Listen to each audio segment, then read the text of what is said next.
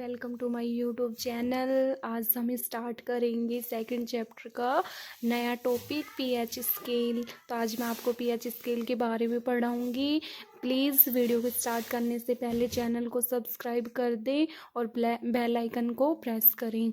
चलो तो हम स्टार्ट करते हैं पीएच स्केल।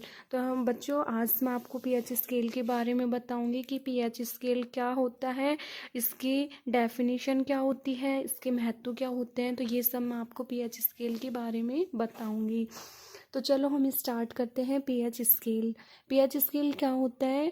किसी विलयन में उपस्थित हाइड्रोजन आयन की सांद्रता ज्ञात करने के लिए एक स्केल विकसित किया जाता है जिसे पीएच स्केल कहते हैं। तो यहाँ पे क्या दिया हुआ है, जैसे कोई भी विलयन होता है उसमें हाइड्रोजन आयन मतलब कि जो H+ आयन होता है उसकी सांद्रता ज्ञात करने के लिए कि वो तनु है या सांद्र है, तो उसकी जो सांद्रता होती है वो ज्ञात करने के लिए हमें एक स्केल विकसित किया गया है जिसको हम क्या कहेंगे, पीएच स्केल कहते हैं। पीएच स्केल में जो पी होता है उसको पुशांश कहते हैं, जो मतलब कि जर्मन भाषा से लिया गया है जिसका अर्थ होता है शक्ति। पीएच स्केल में 0 से 14 तक के पीएच ज्ञात कर सकते हैं। जो पीएच स्केल होता है उसमें 0 से 14 तक के जो मान होते हैं वो हम ज्ञात कर सकते हैं। जो पीएच स्केल होता है, पीएच स्केल में किसी विलयन की अम्लता एवं क्षारकता को दर्शाता है। हाइड्रोजन आयन की सांद्रता जितनी अधिक होगी उसका पीएच उतना ही कम होगा। इसका मतलब क्या है बच्चों, जो हमारा पीएच स्केल होता है वो अम्ल एवं क्षार का पता लगाता है। जैसे अगर हमारा कोई भी पदार्थ अगर जैसे 0 से 7 तक होता है तो वो अम्लीय होता है, और जो 7 से 14 तक जाता है उसको हम क्षार बोल सकते हैं, क्योंकि जो हमारा अगर पीएच का मान 0 से 7 के बीच है तो वो अम्लीय विलयन होगा, और अगर कोई भी पदार्थ जो हमारा 7 से 14 तक है तो वो हमारा क्षार होगा। तो यहाँ पे मैंने बच्चों पीएच स्केल बनाया हुआ है, इसमें आप देख सकते हैं जो 0 से 7 तक होता है वो होगा अम्लीय होता है, और जो 7 से 14 तक होता है वो क्या होता है, क्षारीय प्रकृति का होता है। जो हमारा अम्लीय होता है उसमें H+ आयन की सांद्रता क्या होती है, अधिक होती है, वृद्धि होती है, और जो हमारा 7 से 14 तक होता है तो उसमें H+ आयन की कमी होती है। इसका ये मतलब है। तो पीएच स्केल कोई भी पदार्थ का पीएच स्केल क्या होता है, कोई भी पदार्थ की पीएच की सांद्रता का हमें पता चलता है कि उसमें हाइड्रोजन आयन की संख्या कम है या अधिक है। तो इसमें दिया हुआ है कि किसी भी उदासीन विलयन के पीएच का मान क्या होता है, 7 होता है। जैसे कि हमारा शुद्ध जल होता है उसके पीएच का मान 7 होता है तो वह उदासीन होता है, इसलिए उसमें जल में जो ना कोई स्वाद होता है, ना वो खट्टा होता है, ना वो उसमें कड़वाहट होती है। तो इसलिए जो हमारा शुद्ध जल होता है उसके पीएच का मान क्या होता है, 7 होता है, और वो किस प्रकार का होता है, उदासीन प्रकृति का होता है। पीएच स्केल में किसी भी विलयन का मान अगर 7 से कम है तो वो क्या होगा, अम्लीय होगा। जैसा कि मैंने अभी आपको बताया है, हमारे पीएच स्केल में अगर 0 से 7 तक कोई भी पदार्थ के पीएच का मान होता है वो किस टाइप का होगा, अम्लीय प्रकृति का होगा। यदि पीएच का मान 7 से 14 तक बढ़ता है तो वह क्षारीय प्रकृति का होगा, मतलब OH आयन की सांद्रता में वृद्धि होती है। यहाँ पे बच्चों मैंने कुछ पदार्थों के पीएच का मान लिखा हुआ है। जैसे यहाँ पे हमने एक साइड में लिख लिया पदार्थ और इधर लिख लिया पीएच मान।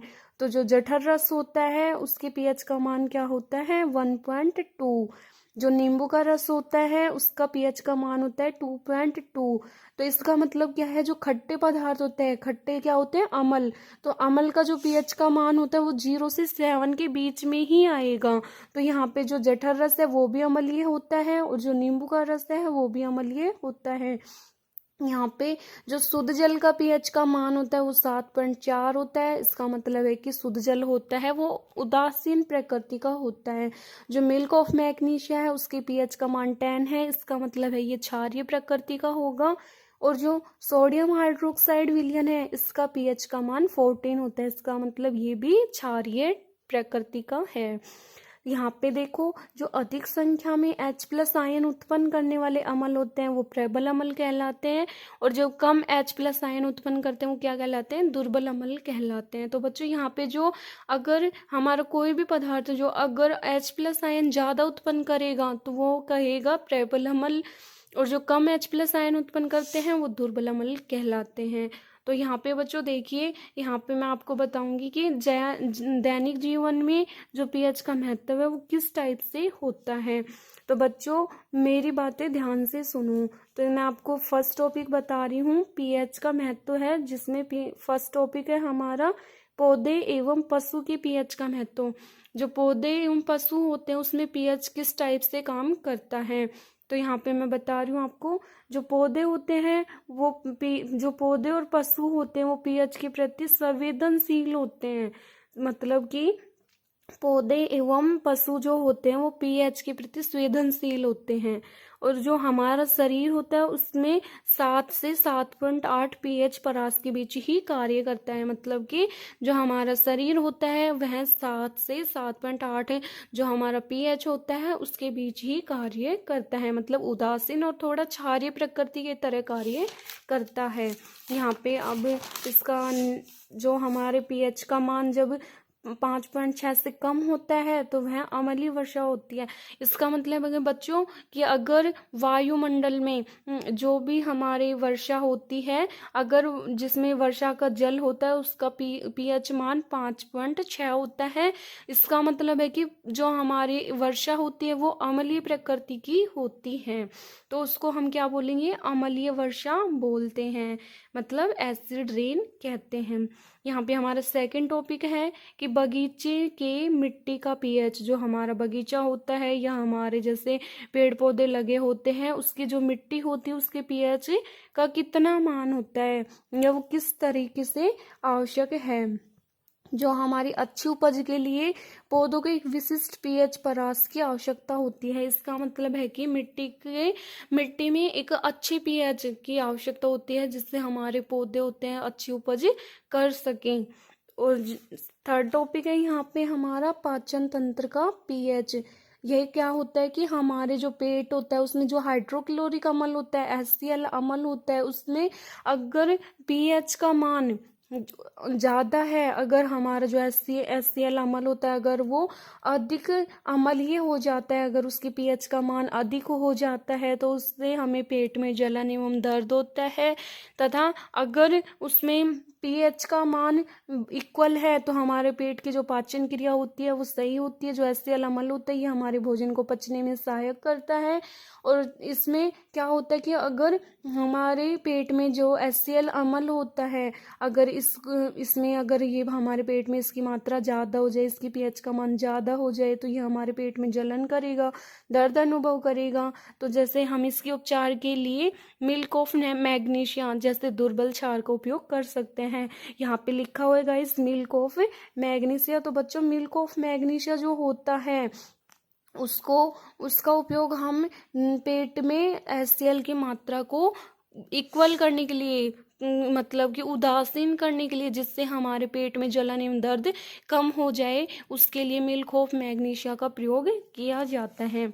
यहाँ पे हमारा फोर्थ पॉइंट है पीएच में परिवर्तन के कारण दंत क्षय होता है। इसका मतलब है बच्चों कि जो हमारे दांत होते हैं, अगर दांत में हमें हमारे पीएच का मान कम हो जाता है मुंह का, तो उसमें हमारे दंत क्षय होने लगते हैं। इसका मतलब है कि जो हमारे मुंह के पीएच का मान होता है अगर वो 5.5 से कम होने लगता है तो दांतों का क्षय प्रारंभ हो जाता है। जो हमारे दांतों का इनेमेल होता है वह कैल्शियम फास्फेट से बना होता है। जो शरीर का सबसे कठोर पदार्थ होता है, हमारे जो शरीर में सबसे कठोर पदार्थ जिसका बताया गया है वो दांत होते हैं। जो इनेमेल होता है जो उस पे वो कैल्शियम फास्फेट का बना होता है। और अगर हमारे मुंह का पीएच का मान 5.5 से कम होता है तो दांतों का क्षरण होने लगता है।